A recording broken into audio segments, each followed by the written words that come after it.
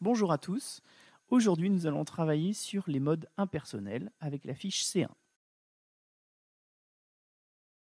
Alors, avant de commencer, on va faire un petit rappel sur quelque chose qui est évident, mais que vous n'avez pas forcément toujours compris. Le français comporte 7 modes. C'est ce que vous avez au centre de l'image. Et à l'intérieur de chaque mode, il y a plusieurs temps. Donc, par exemple, si je prends l'indicatif, vous voyez, il y a plusieurs temps: présent, imparfait, passé simple, futur, passé composé, plus que parfait, passé antérieur, futur antérieur. Vous voyez que ces temps, je les ai répartis entre temps simple, c'est-à-dire ceux qui n'ont pas d'auxiliaire, et temps composé, ceux qui ont un auxiliaire, à l'actif en tout cas. Vous remarquez aussi que ces temps vont toujours par deux.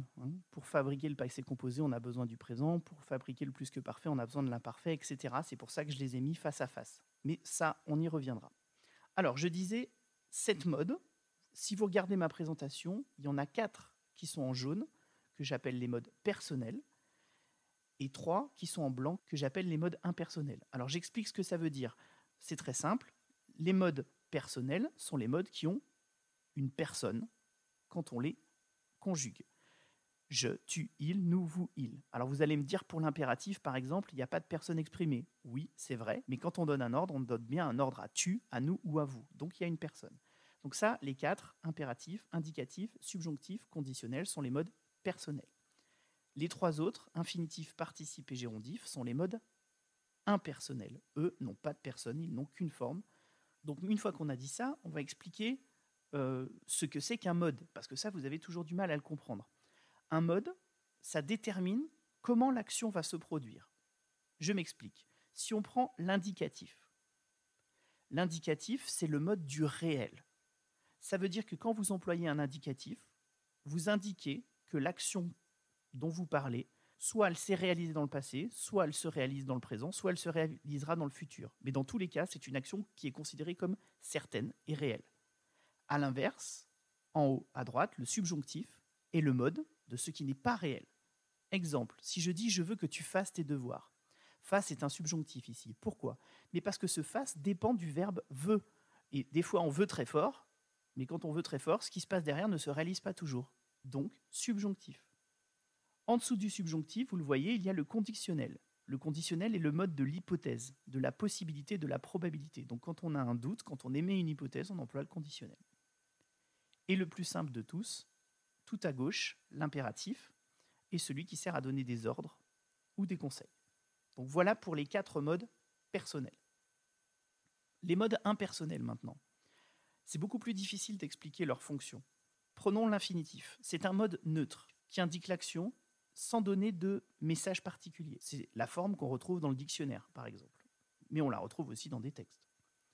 Le participe indique plutôt un état, lui. Et le gérondif indique une action en train de se réaliser. C'est un peu l'équivalent des formes en ing en anglais.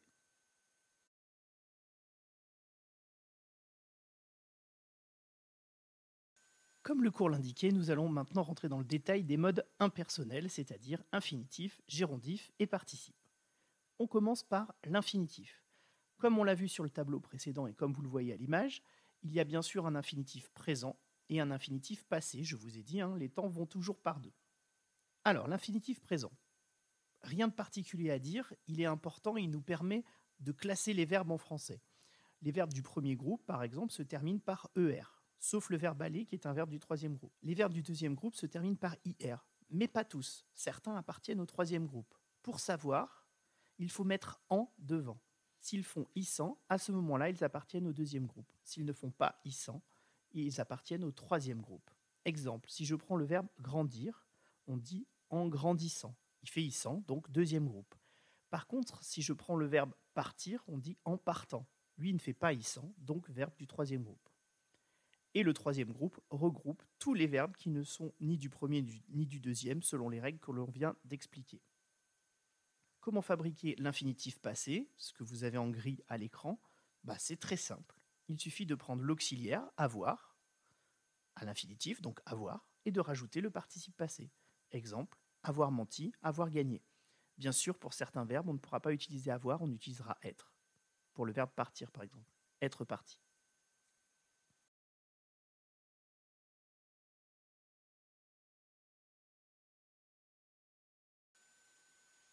Mode suivant, le gérondif. Là encore, gérondif présent et gérondif passé. C'est très facile à fabriquer pour le gérondif présent.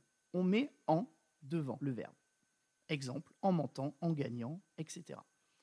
Petite particularité de ce gérondif, il est invariable, donc il ne prendra jamais de E ni jamais de S. C'est important, nous y reviendrons. Comment fabriquer le gérondif passé? Comme on l'a fait tout à l'heure. On va utiliser l'auxiliaire avoir au gérondif présent et on va rajouter le participe passé. Donc l'auxiliaire avoir au gérondif présent, c'est en ayant, et on rajoute le participe. En ayant menti, en ayant gagné. Comme tout à l'heure, parfois on utilisera l'auxiliaire être pour le verbe partir, en étant parti.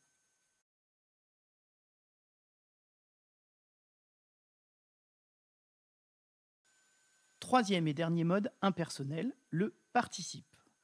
Alors là encore, il va falloir distinguer le participe présent et le participe passé qui sont finalement très différents l'un de l'autre. Donc on va les traiter complètement différemment. On ne fera pas tout à fait ce qu'on a fait dans les tableaux précédents.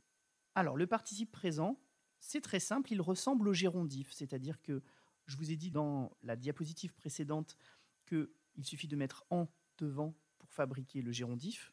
Eh bien, ça va être la même chose pour le participe, sauf qu'il faudra enlever « en ».